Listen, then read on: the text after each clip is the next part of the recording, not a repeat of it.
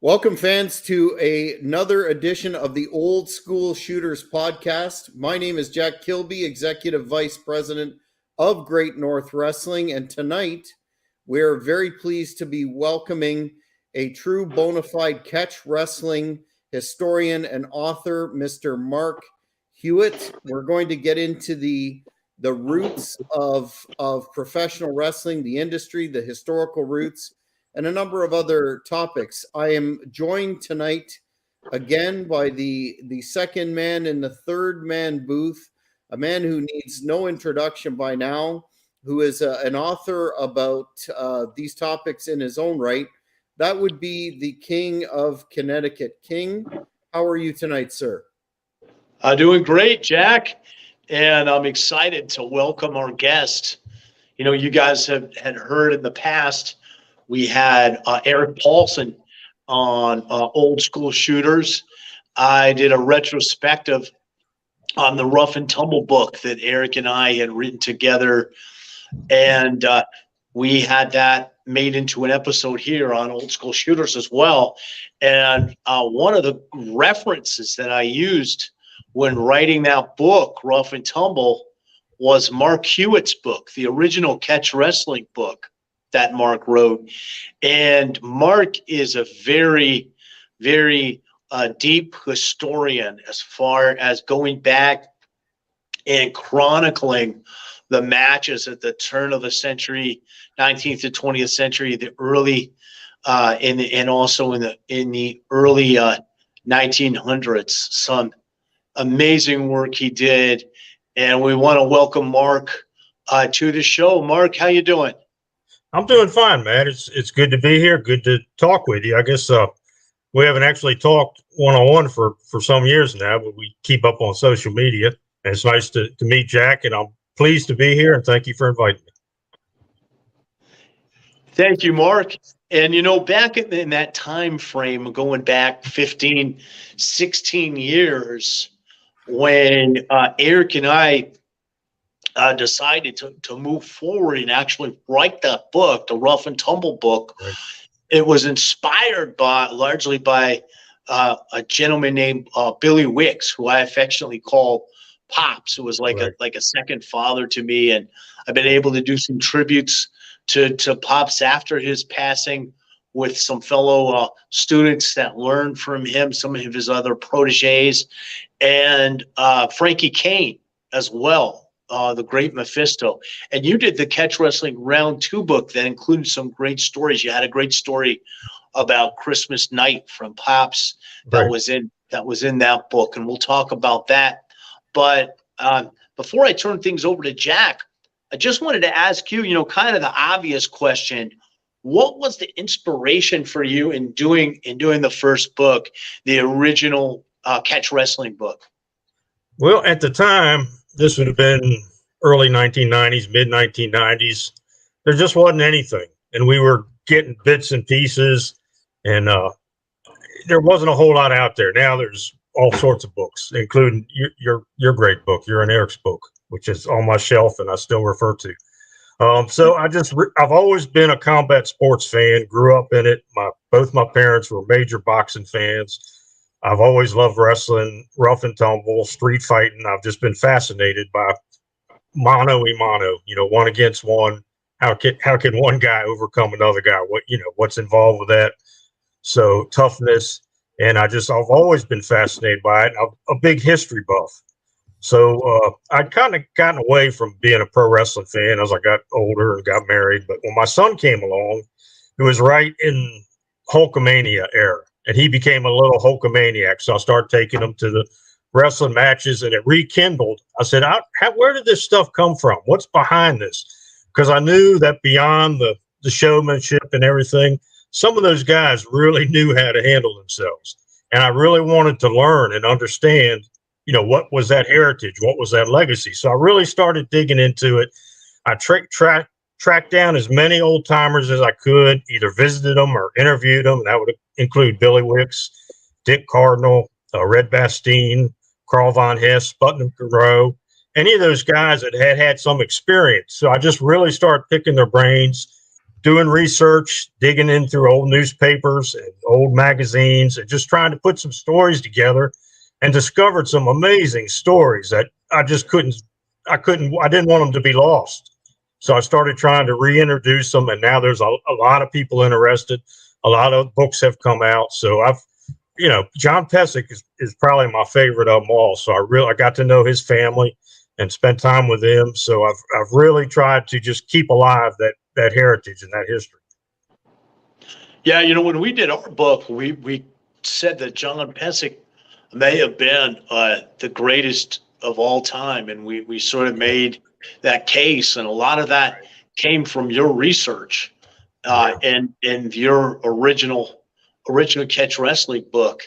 And Jack, I want to bring you in here because you're a wrestling historian yourself, and what are your thoughts on this? Because Jack, you've learned a lot in just doing this show with me with the Old School Shooters about a lot of the real early days of professional wrestling. Well, I think part of the mission of Old School Shooters and the Hannibal TV is largely a channel dedicated to professional wrestling, although we do have a heavy amount of MMA, mixed martial arts content, thanks to the King. And one of the aspects that we talk about a lot, Mark, is the roots of professional wrestling in early shoot fighting.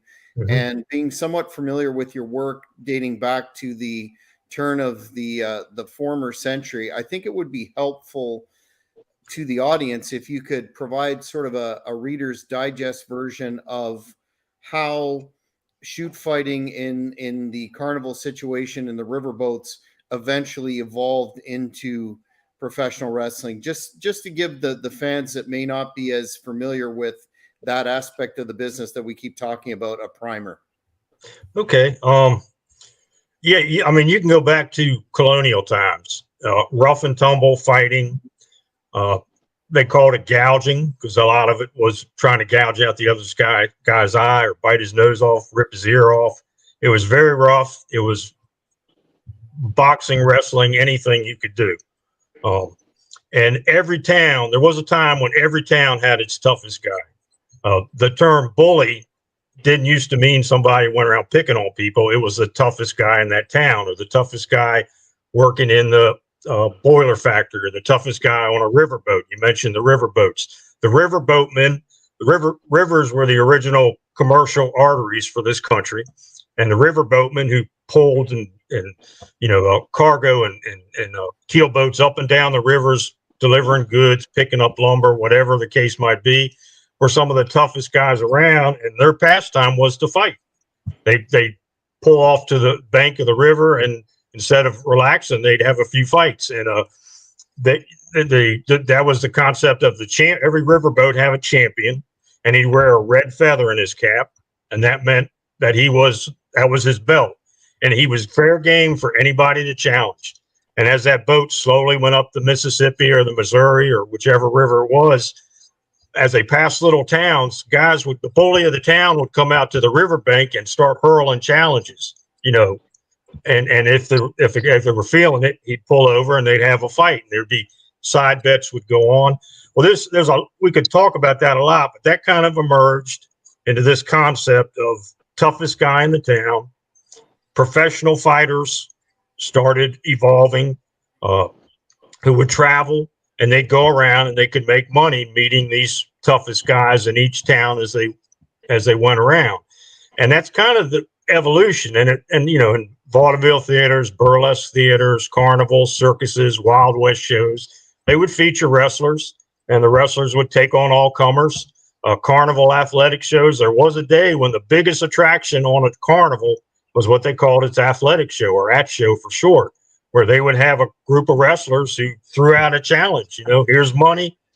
If you last with me 10 minutes, you get this much. If you beat me, you get this much. And a lot of the guys that Matt and I talked about earlier, that was where they cut their teeth. Billy Wicks and Carl Von Hess, they traveled with these carnivals as just out of their teens, and they learned the hard way, because the guy who ran the ad show didn't want to be handing out money. So they learned quickly how to quickly get a win. And they've all told me pretty much that they couldn't pin the guy because the town people would say he wasn't pinned. They had to make the guy audibly and loudly say, "I give up, uncle. I had enough." So they had to force a submission.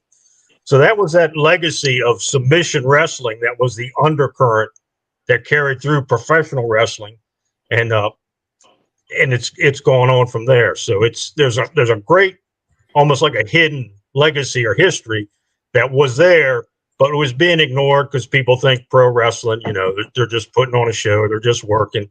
But underlying that was some very, very skilled and tough guys, and what I consider North American martial art, and that is that authentic, legit catch as can wrestling, which was passed on down through the years to these guys, and it certainly has revived. And we see, what the state of submission grappling is today. It's really made a resurgence, but the roots of it are what you alluded to there, Jack.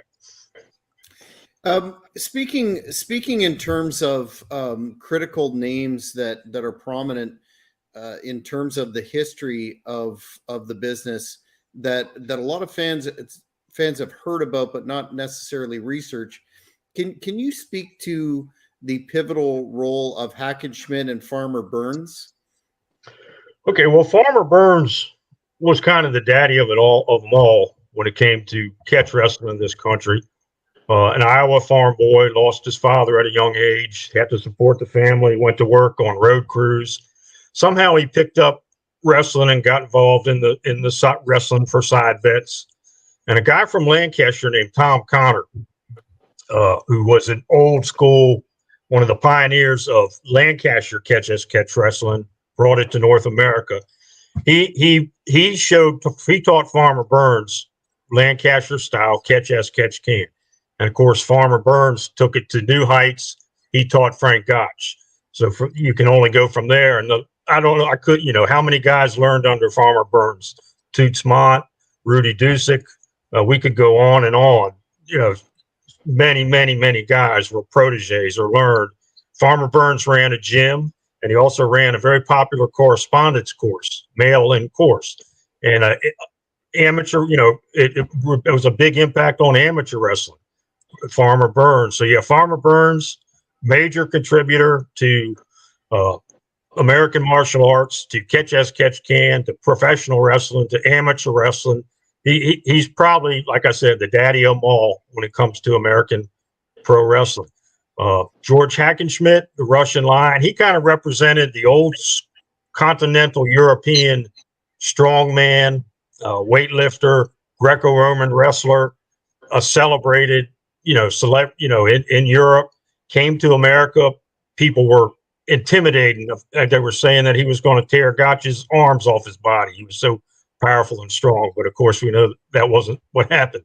But so George Hackenschmidt represented the old world, I think, and what had been going on in there for longer than here.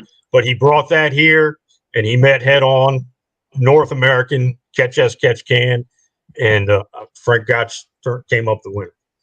Now Hackenschmidt, with that Greco style, which is upper body, his main move was a bear hug and an outside trip, right, versus Gotch, who was more the submission style, with that toe hold that he was known for. But there's another name, Mark, going back to Farmer Burns era, the original Strangler, Evan Lewis. Right. Yeah, Evan Strangler Lewis from Wisconsin.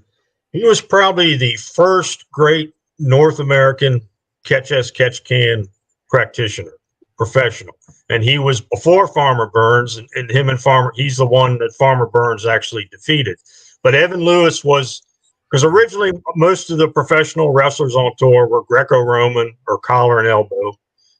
And then when catch as catch can started taking off, late 19th century, beginning of the 20th century, Evan Lewis was pretty much prominent. Tom Jenkins came along later, Frank Gotch. But Evan the Strangler Lewis, and that's another case. There's been some debate recently that I've tried to weigh in on. Everybody's entitled to their opinion, but some people have been saying that submission wasn't originally a part of catch as catch can, that it was introduced much later by the Japanese jiu-jitsu judo guys.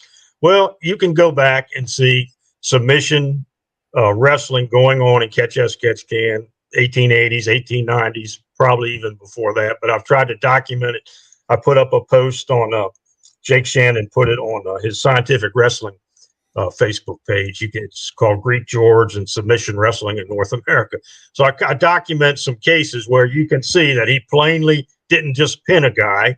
He made him audibly cry, "I've had it. I'm enough. I give up." So that's to me, there's facts are facts there. So what was I got away from my question? You asked about? I'd asked about Evan Strangler. Evan Strangler Lewis, which you did a great job, explaining his contribution. And of course, we know Frank Gotch was noted for the toe hold, but a lot of the submissions from the early practitioners were submissions that were used to get guys on their back too, to be pinned as well. Right. Well, that was a way of giving up. Just roll over on your back before he breaks your arm, or get him in a body scissors and an arm lock of some sort. Torque him, pressure him, level him down so that he has no choice but to just let his shoulders, because the official rule book is a catch as catch can match ended with a pinfall, a fair back fall. But submissions were also used. So like you said, Joe Stecker, Frank Gotch, they used their holds primarily to make the guy flatten out his shoulders to the mat, to the canvas. So that ended the match. So that is very true. Yeah, and like you said, in the carnies, it was you had to get the submission to beat the local town. Tough guy.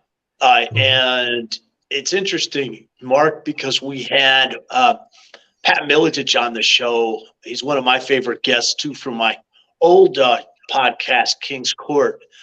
Pat's a great guy, and his uncle, who fought in the Olympics, was a barnstormer. And then the carnivals, his great uncle, back in Iowa. Of course, Pat's an Iowa boy, and he's got some great stories. His uncle fought for the world title, was against Max Schlemming, Jack, if I recall correctly. So he's got some great stories too. And, wow. And Pat's a guy that I told Curran Jacobs, who did a documentary called For the Love of Catch. Curran was just on the show recently, because I said, the next time you do a documentary, you've got to have Pat Miletich on there, because Pat's got all the old books, the Liedermeyer and Frank Gotch books. He's a real historian, in addition to being really, in my eyes, the most influential man in UFC history, because not only was he welterweight champion, but he had all the belts at one point with Matt Hughes, Robbie Lawler, Tim Sylvia. And a lot of people look at that fight when Matt Hughes dominated Royce Gracie when he came back, showing the dominance that wrestlers had over the early UFCs, which were more of a BJJ infomercial.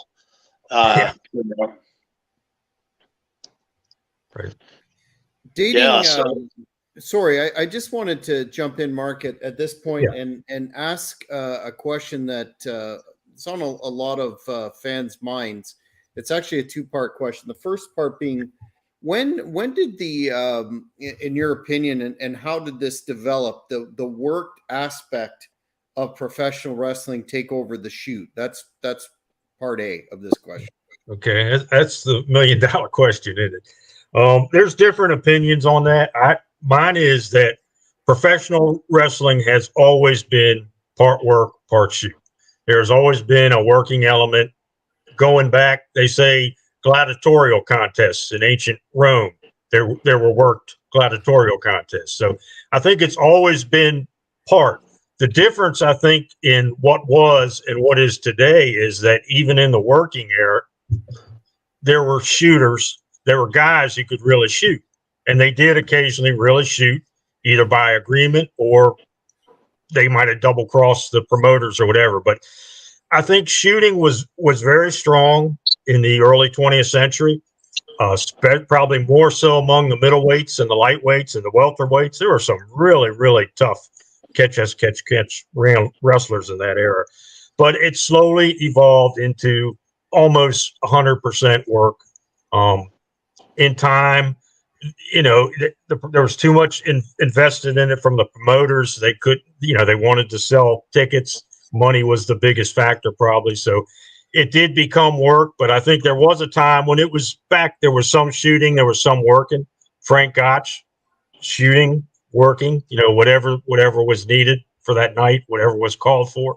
If you were on the road barnstorming and putting on performances in vaudeville theaters, it was probably just work. You were trying to sell tickets or to make money. But when you had to put it on the line, they put it on the line. And that was probably the big difference. The guy who was a belt wearer could really go, even if a lot of what he was doing, he was working matches when he had to or was available, he would really go. He could really, he knew what he was doing. So it was a slow progression or development, I think, over the 20th century. And I want to just clarify something too that a lot of people don't know if they haven't read Mark's book or our Rough and Tumble book, is that in the carnies, really where professional wrestling came out of, there was the Stick, who was in the crowd Right. to embolden the fans to get in there and pay their money to bet to see if they could beat the carnival wrestler. I mean, Pops, Billy Wicks, his lineage comes from Farmer Burns to Henry Colin, and Henry Colin was, the way Pops described it, to look at him, he didn't look like much, but he could take you down and he could break bones. And what they do in the carnivals is they'd have a Stick come in from the crowd to go up against the carnival wrestler and give the carnival wrestler a competitive match and maybe look like he took his money against a guy like a Henry Colin.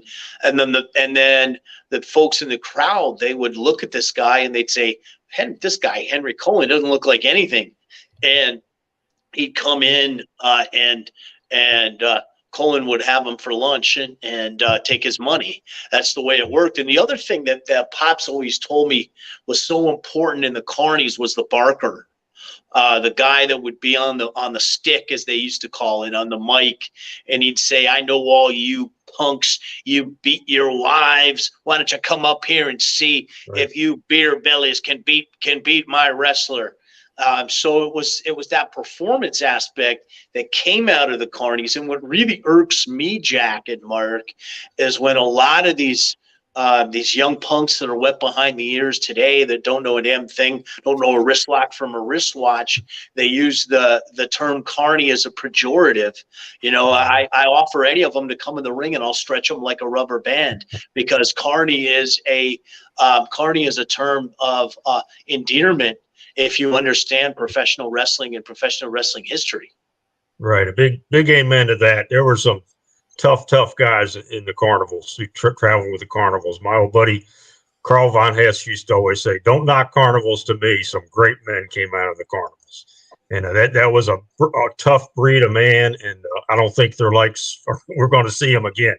Could you imagine just you going from town to town, sleeping under the truck, and you have to take on 5, 10, even more guys a day in legitimate shoots? Most of them you could easily put away. But like Matt pointed out, they did employ a stick, an outside man, and he would often be dressed up in overalls with a hayseed, chewing on a hay stalk or something, and looked like a complete rube. But he was part of the show. They'd work him in and to put on a good show, because usually you talk to Billy or Dick or any of those guys, they'd say, we really seldom had any real opposition from the challengers. So we had to put on a show. We'd have to get our own guy in there where they could wrestle a match to get the fans' interest. And they'd have one show and then they'd sell tickets for the evening show. They'd want that to be, they'd want to get some heat involved. So if the guy almost beat them or they went to a draw, then the fans would crowd back in there to buy the tickets and watch the blow-off match, is what they would call it, the big end of the week match. Yep. And it's interesting when we look at that history and how it progressed, there would be towns where there were great amateurs in the town, and they had to use the submissions. And I want people to go back, and I want you to look about 20 years ago, maybe a little more than 20 years ago, now probably, to the Contenders submission series where you had Dan Henderson against Frank Shamrock. Frank Shamrock coming from the catch lineage, and Dan Henderson being an Olympic wrestler, and how Shamrock submitted Henderson in that contest. And then Kenny Monday too, how he was submitted. I'm trying to recall who submitted him, but it was another guy who came up through the catch was it lineage. Matt Hume? Matt Hume? Yes, it was Matt Hume. Absolutely. Yeah, you talk about Mr. Pancras, and talk about that, Mark. Talk about Shuto and Pancras and rings and the early Japanese fight promotions and their catch wrestling lineage. Well, what we've been talking about was almost lost here in North America.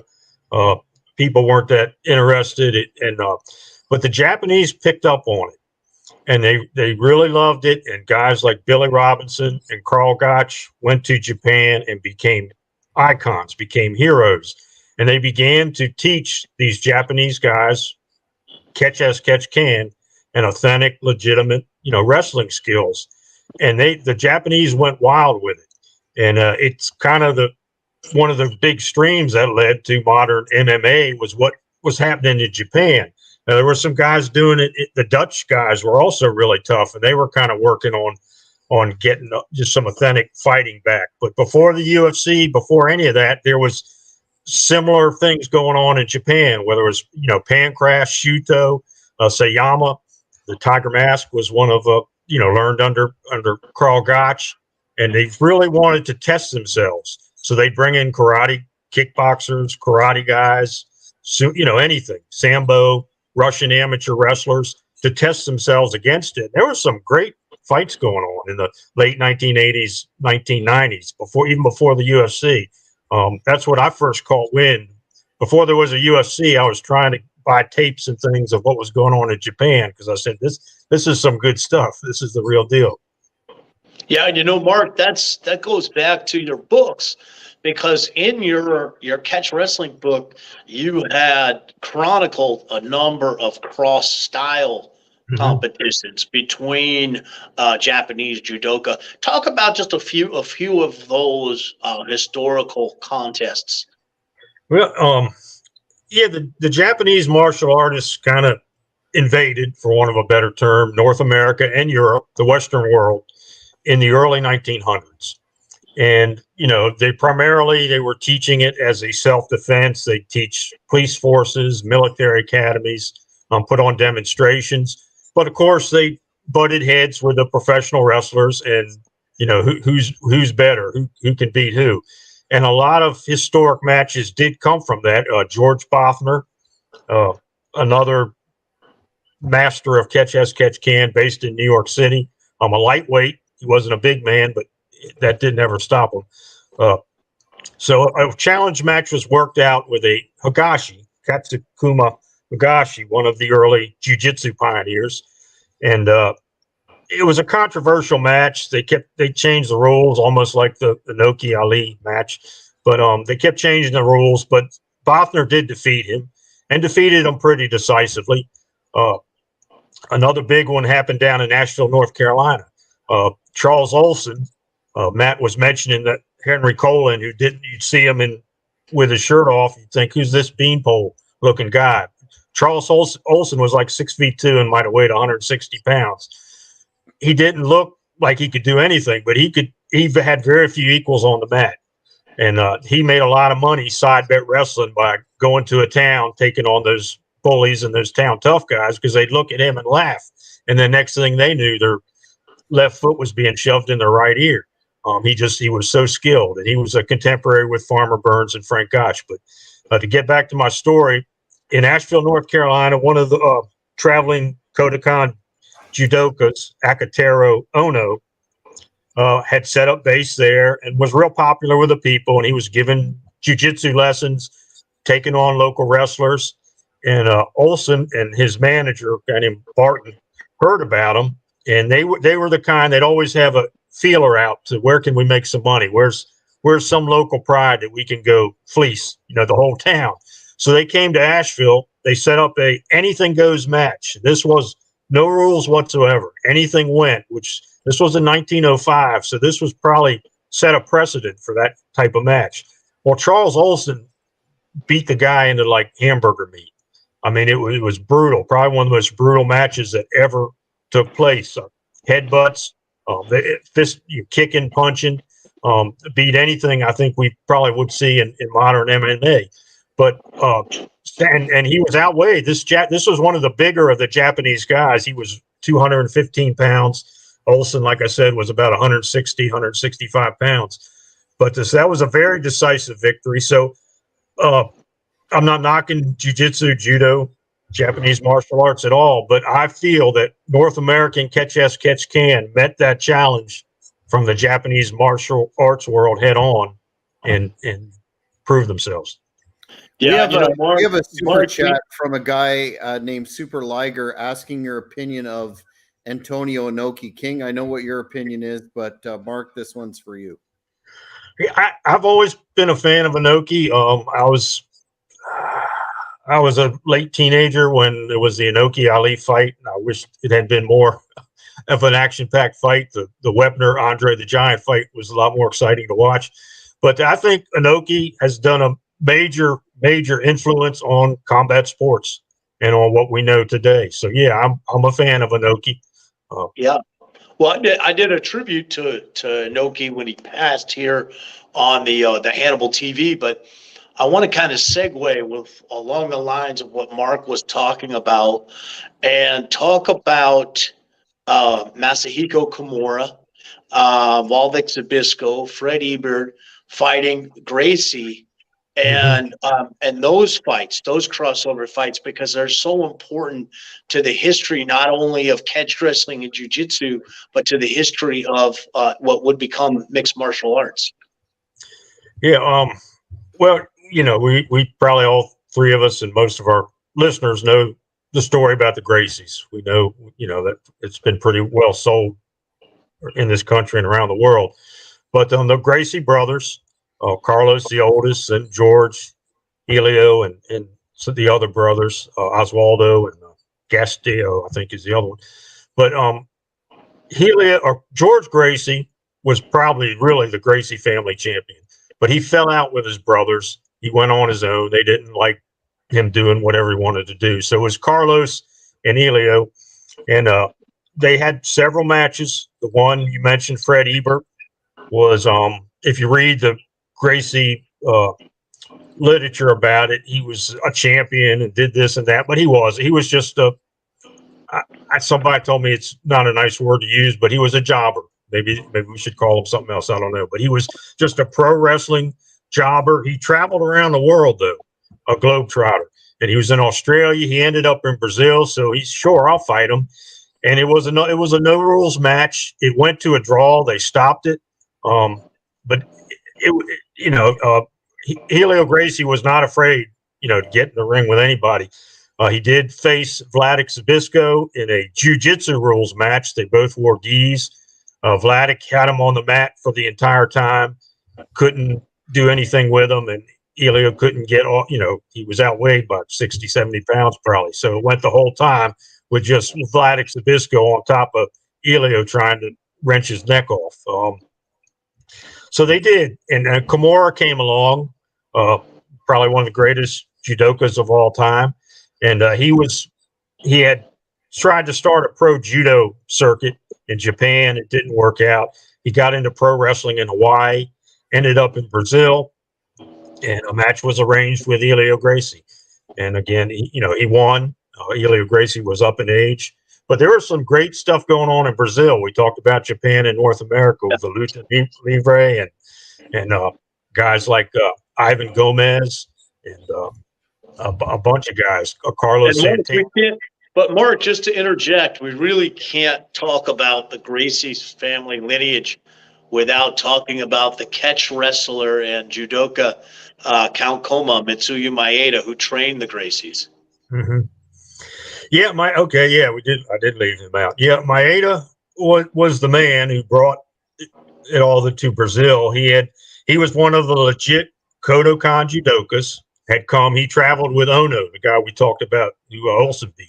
They were traveling partners in America, and they ended up in Central America. Maeda went to Europe, and in England, he really picked up on catch as catch can. He participated in some of the big catch as catch can tournaments they have over there. He placed second in one of the heavyweight, and he was, what was he, about 150 some pounds, but he placed second in the heavyweight class of one of the big 1908 World Catch as Catch Can Championship. So he really picked up on catch as catch can.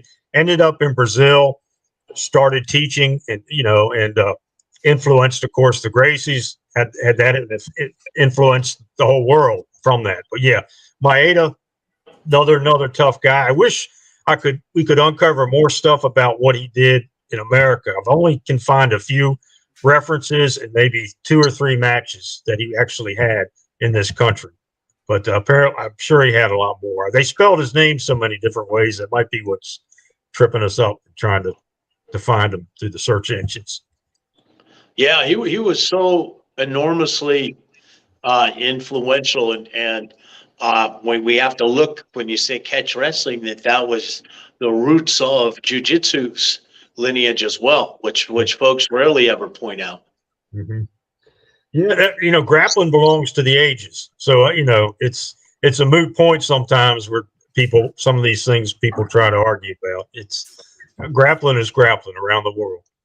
You can go way back to ancient pancration, if you want to go back far enough. Absolutely. So, Jack, I want to bring you in here. You're listening to all of this. What are your thoughts? Did you know a lot of this history?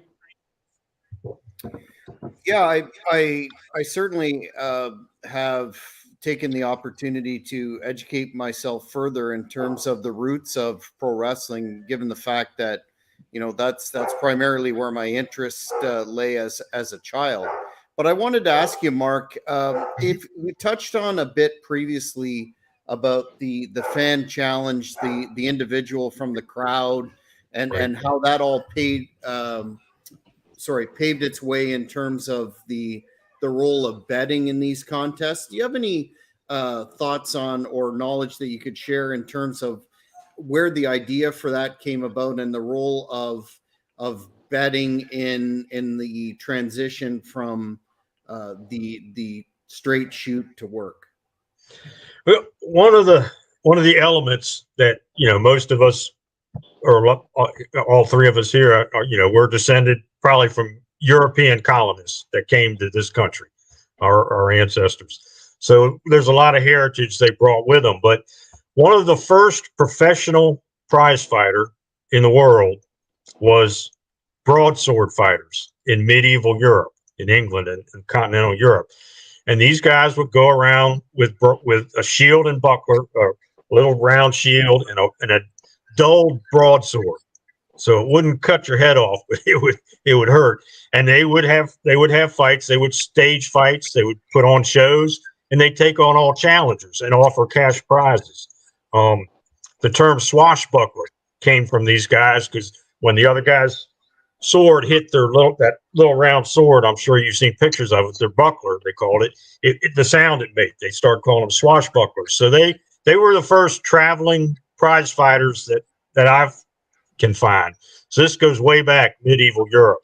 So that tradition kind of got started, and a lot of people didn't any longer have sword fighting skills, but you still had the hands God gave us, and you could still go one-on-one with somebody. So I think that kind of was the evolution of it, and came to this country, and just the concept of something in us, who's the toughest guy? Can you beat me? Can I beat you? It's something we're born with, and it's something that's ingrained in our culture, and it's something that's very American, that it's so much part of our popular culture and goes way back. So guys picked up on, I can make a living. I don't have to work the farm all day. I can just travel around and take on challengers. And the rest of the time I can be, sitting back, taking it easy and bringing in money. So, it kind of all came together in this big old melting pot, we call the USA. Yeah, now, Mark, it's obviously in a few days is St. Patrick's Day. Yeah. And the Vermont Scufflers, Billy Wicks gave me a book actually years ago called The Vermont Scufflers about collar and elbow wrestling. Mm-hmm. Can you talk about the Irish? They were the Irish Vermont Scufflers and the collar and elbow wrestling. And did that predate the catch wrestling, the catch as catch can? Yeah, real quick.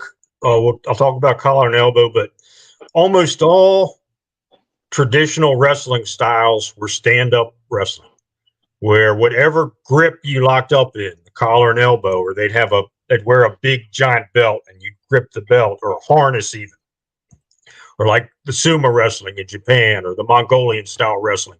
It was a stand-up wrestling. The match ended when one guy went to the ground. That was a fall.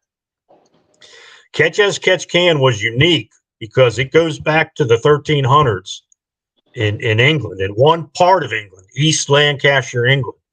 And that was ground wrestling. And the British people said, only animals roll around on the ground. Dogs do that. It was ungentlemanly. So the rest of Europe was frowning on that. Oh, those Lancashire miners and textile workers, they're like a bunch of dogs.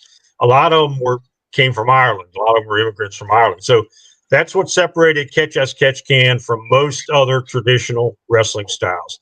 Collar and elbow, you mentioned, was a popular Irish traditional form of wrestling, where they would lock a grip, one arm on the collar, one arm, holding the other guy's elbow, and you would hold that grip. And if you let that grip go, that was a fall too.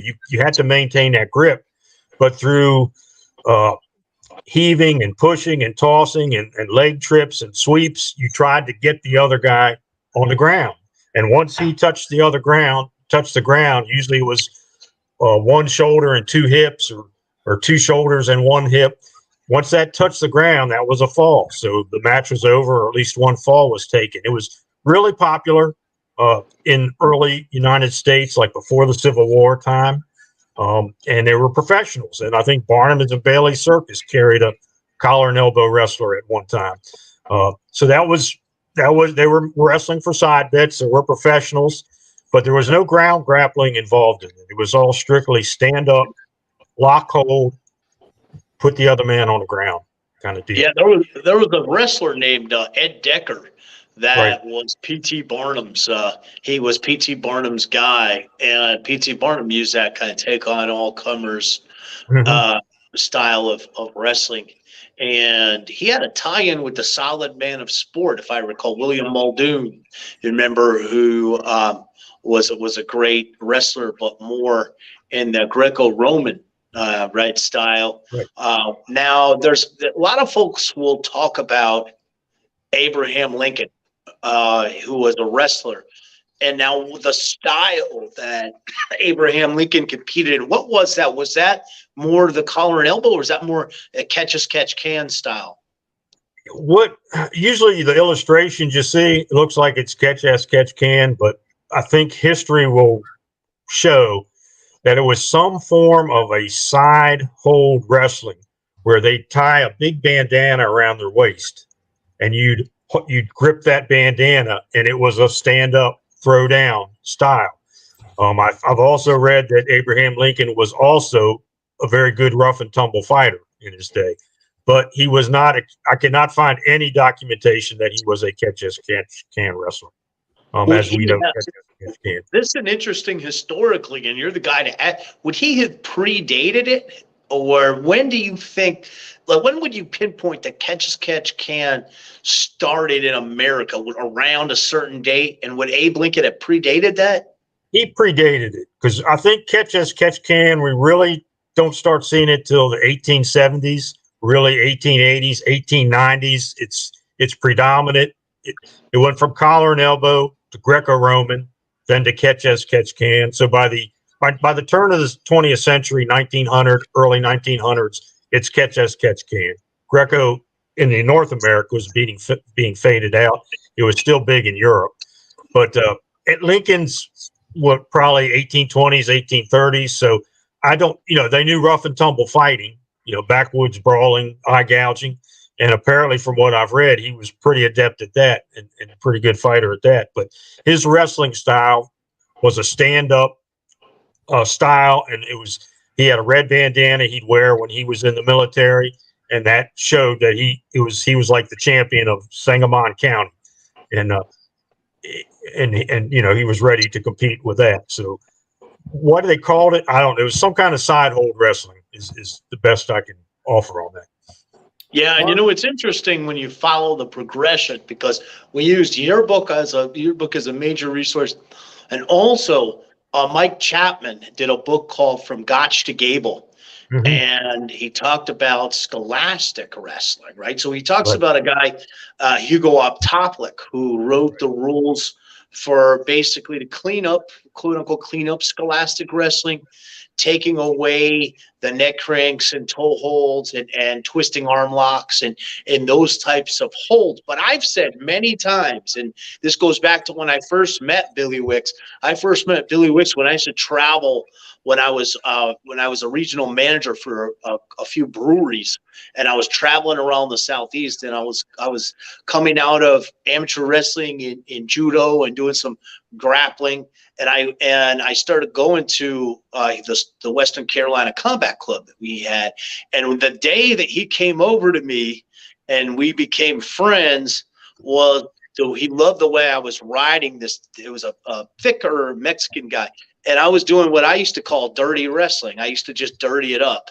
I'd take my thumb and come across the orbital and take my thumb and stick him right in the eye. And he loved that. And he says, you're really riding that guy good, son. He said, where'd you learn all that?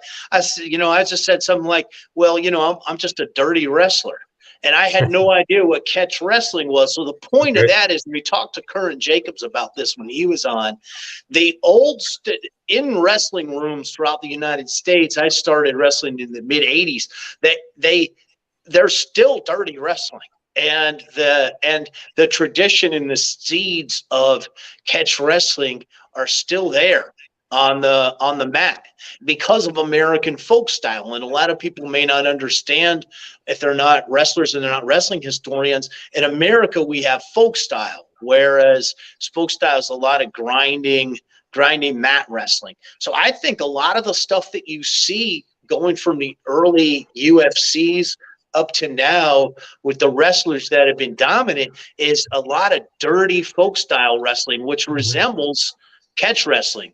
Mm-hmm. Right. Yeah. Same came from the same place. And we see that, we see that there was a time when the only thing that separated the amateurs from the pros is the pros got paid. And sometimes the amateurs got paid on the side as well. So, but it came from the same place. They did try to clean up amateur wrestling, make it a little less brutal. But I found from the 1890s, AAU tournaments where chokeholds were being used. One guy was choked unconscious. George Bothner was involved in it. So they were once the same. Very similar. They still do it, and I'll tell you, Mark, they still do it. I coached high school this year, and you can teach. And Curran was talking about it. A teammate of his from Michigan State who used to choke his opponents out to pin them. Choke pins are still prominent. I teach guys on neck crank where they grab we call chin strap and turn it and pancake them, pressure your chest. That's a neck crank. You get a guy they're screaming, they're tapping. There's a lot of dirty wrestling stuff that I learned from Pops, but a lot of stuff that I already knew that I brought to a higher level, learning from Pops and from Frankie Kane. But a lot of the scholastic wrestlers, high school and collegiate wrestlers here in the States, they know it. I mean, look at Mark Schultz, that double wrist lock he used on the Turkish wrestler to break his arm.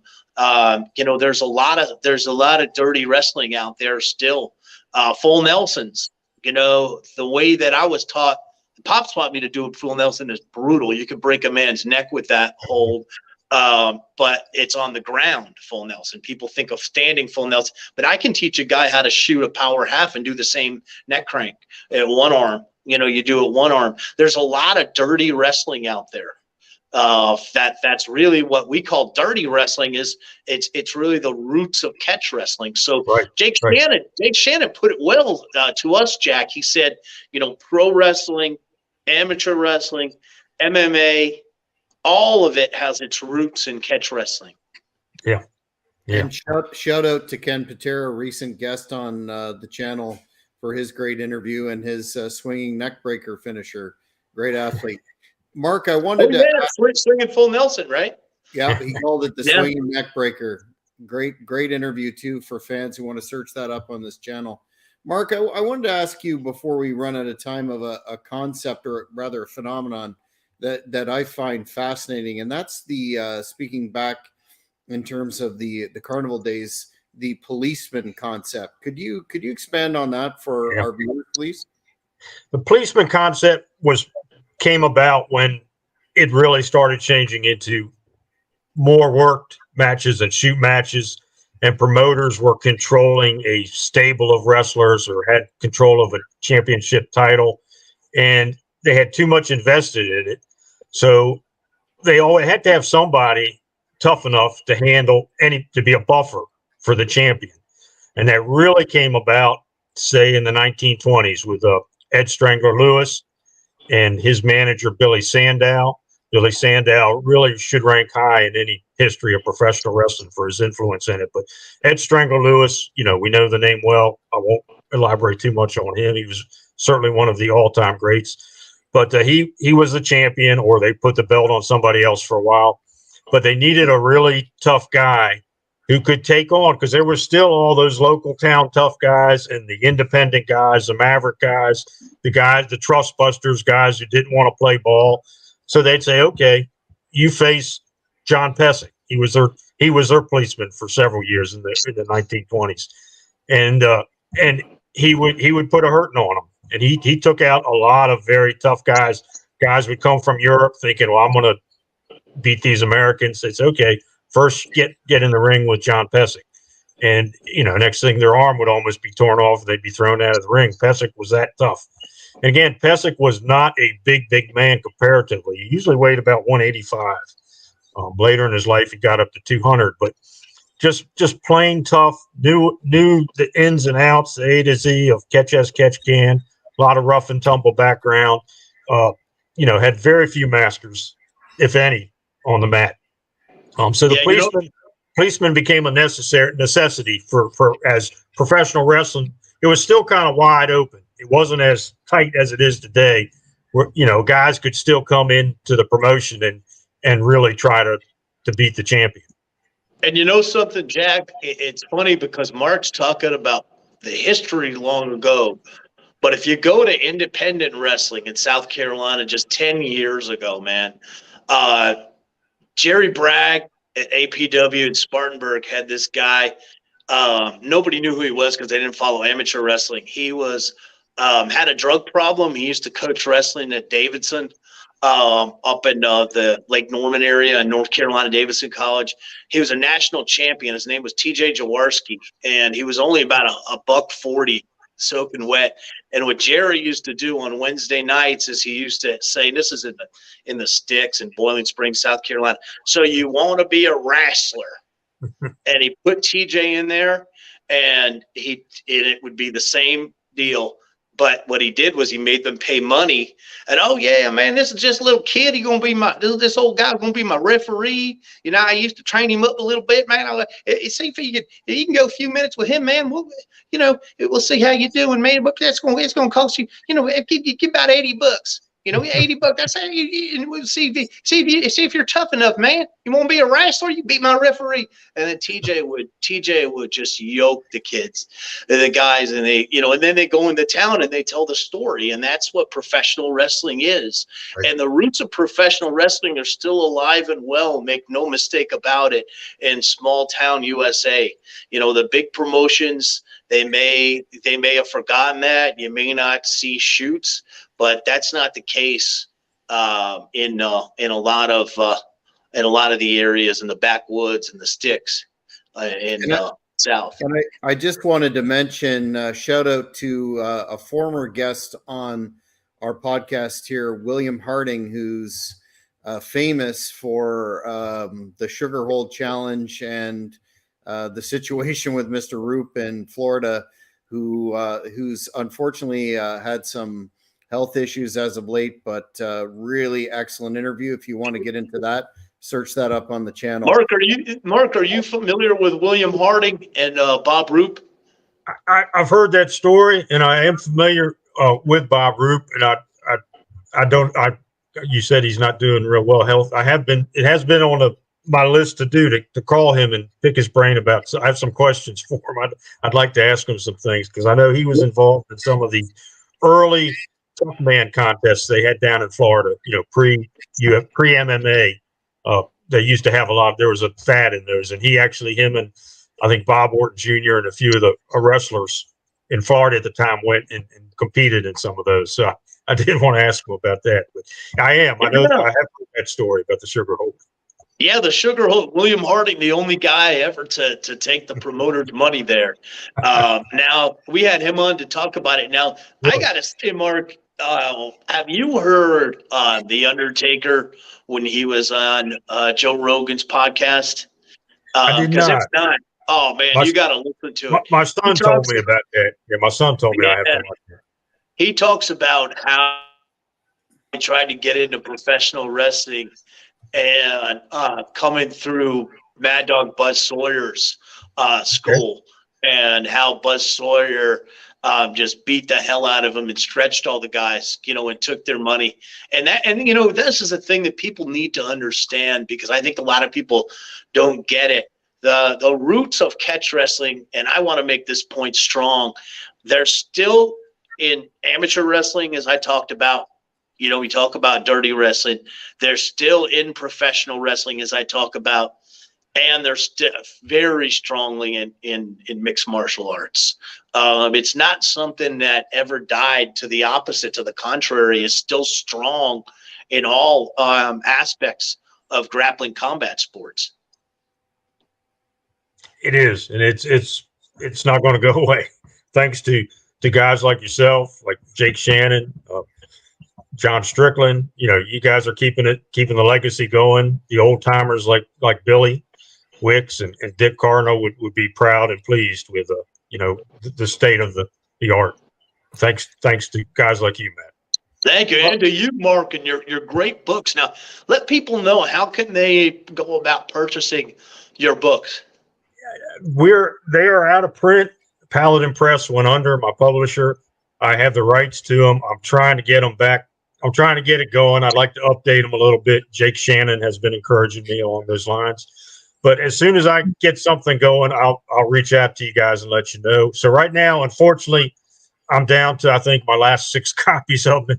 I usually just give them away. I haven't sold any for a long time, but they're not. And if you go on eBay or something, they're ridiculously overpriced, like a lot of things are on eBay.